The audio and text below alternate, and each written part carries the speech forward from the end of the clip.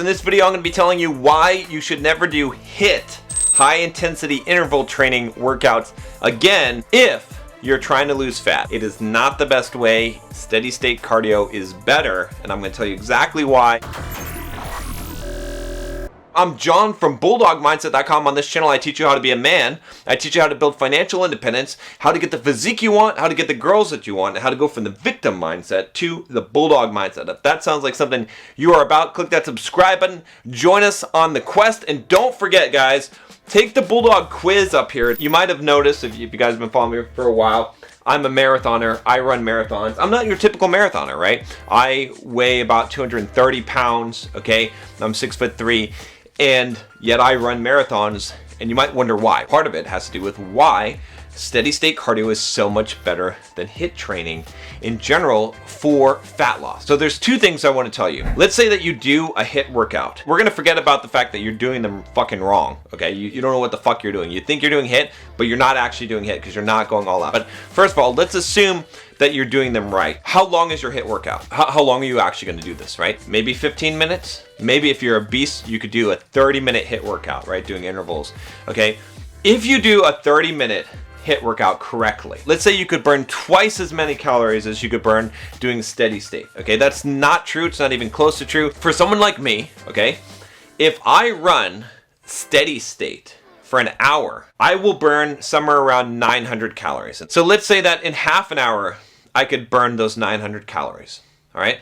Now, here's the difference. I would have to make it a 30-minute HIIT workout and actually make it that full time, which is really, really hard to do. Most people, if they're going to do a real HIIT workout, are going to work out 15 or 20 minutes, okay? You're not going to burn 900 calories. You can totally run 8 hours a week if you're training for a marathon, right? Even someone like me, 230 pounds.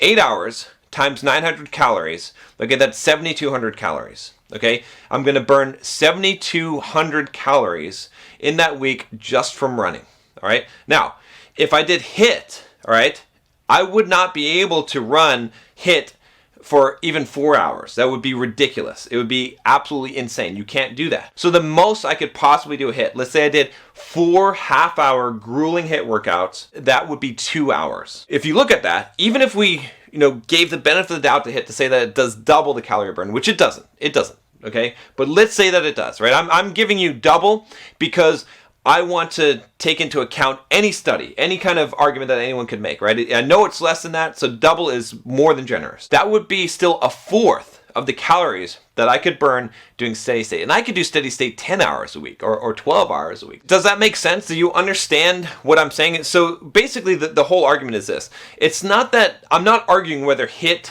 burns more or less calories than steady state. You can see that it just doesn't make sense. And not only does it not make sense because you won't be able to do as long. A high intensity interval training or true HIIT workout means that you're going all out. There's several energy systems. I've talked about this on this channel, but you need to understand that you have an aerobic and anaerobic, and basically the ATP energy system, which is the immediate energy system. So when you're running long distance, you're mostly using the aerobic system. So you're mostly using fat as fuel. With that said, if you're truly doing interval training, that's where those studies measure those effects, is when you're burning up that ATP, which, like I said, you can only do that for 30 seconds. So if you wanted to do 30 minutes of HIIT workout, okay, I just want you to understand what you'd actually be doing. Well, you'd be running as fast as you can, extremely fast, like just all out, like 95 to 100% speed for let's say 20 seconds, right? Like you're a beast if you could do 30, but let's say you could just do it for 20 seconds. Then you'd be taking a break for a minute. Okay, so that's 2 minutes, is one interval.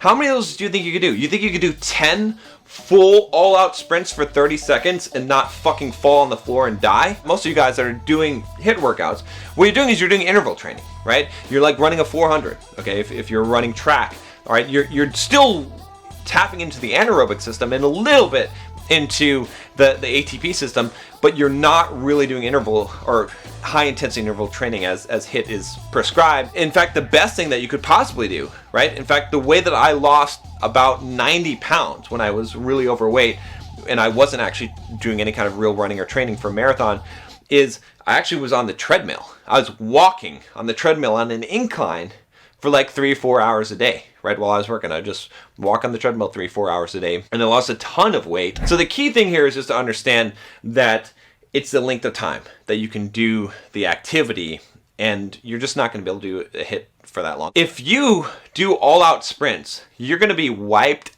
out for the next day, right? You are not going to be able to do squats or lift weights or do deadlifts or leg press or any of those things. Walking lunges is my favorite, but you're not going to be able to do any of that shit because you're going to be fucking wiped out. Do you know how much pounds per square inch of force you generate when you're running at your full speed? It's a ridiculous amount. And so it's like doing very, very heavy leg exercises. So you're just going to be wiped out. You're trying to lose weight, you're trying to diet.